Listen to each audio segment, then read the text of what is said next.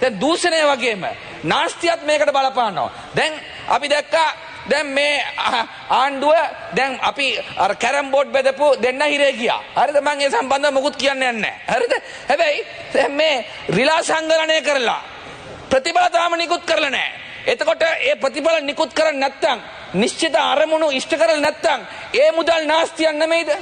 මහ ජනතාවගේ මුදල් නෙමෙයිද ඒවා? ඒකට අද උත්තර දෙන්නේ නැහැ. ඒ නිසා අපි පැහැදිලිව කියනවා අරවට වගේම මේවටත් මේ දඩුවම් ලබා දෙන්න ඕනේ. ඒ වගේම තමයි දැන් අර කන්ටේනර් 323 පිළිබඳව මේ පාර්ලිමේන්තුවේ එළියෙත් මාස 4ක් තිස්සේ යනවා. වචනයක් උත්තර දෙන්නේ නැහැ. ඒව පරීක්ෂණත් නැහැ, උත්තරත් නැහැ, කට උත්තරත් නැහැ. මොකද දැන් මේ දවස්වල දැන් විශේෂයෙන් මේ පළාත් පාලන ආයතන මේ අර කිව්වනේ ඔක්කොම හම්බුණා කියලා 151යි හම්බෙලා තියෙන තනියම. ඉතුරු ටික බලපොර කරනකොට මේ ආණ්ඩුකාරවරු රැට අනිත් පක්ෂවල മന്ത്രിවරුන්ට ගෙදරට එන්න කියනවා. හරිද? ගෙදරට එන්න කෙනෙක් බය නැතුව කතා කරනවා. දැන් අපේ කොළොන්නාය മന്ത്രി කෙනෙකුට කතා කරලා තිනවා ගෙදරට එන්න කියලා. ඇයි? මොකටද ගෙදරට එන්නේ? දැන් ආණ්ඩුකාර කියන්නේ ජනාධිපති පත් කරන කෙනෙක්. හරිද? එයාට පක්ෂ දේශපාලනයක් කරන්න බෑ.